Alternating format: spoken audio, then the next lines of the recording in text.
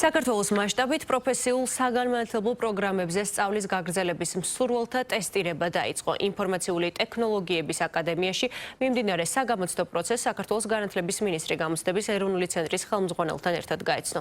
2025 წელს შეფასებისა და გამოცდების ეროვნული ცენტრი უმაღლეს პროფესიულ საგანმანათლებლო და ზოგიერთ საშუალო პროფესიულ საგანმანათლებლო პროგრამებზე ტესტირებას საბუნებისმეტყველო მეცნიერებებში 31 მაისს, ხოლო წიგნიერებასა და რაოდენობრივ წიგნიერებაში 1 ივნისს ატარებს. ტესტირება 24 ქალაქში გახსნილ 33 საგამოცდო ცენტრში იმართება. წელს გამოცდებზე რეგისტრირებულია 5116 მსურველი. ზოგიერთი მათგანი ერთზე მეტ გამოცდას აპარებს.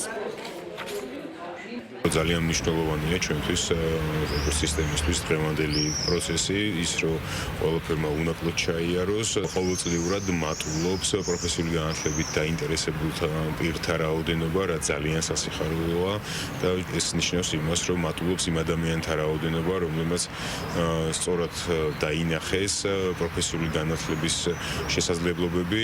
ტესტირება გაგრძელდება 2 დღე, 31 მაისს. დღეს ჩატარდება საბუნებისმეტყველო მიმართულებით ტესტირება, ხოლო 1 ივნისს უკვე ჩატარდება წიგნიერებასა და რაოდენობრივ წიგნიერებაში ტესტირება.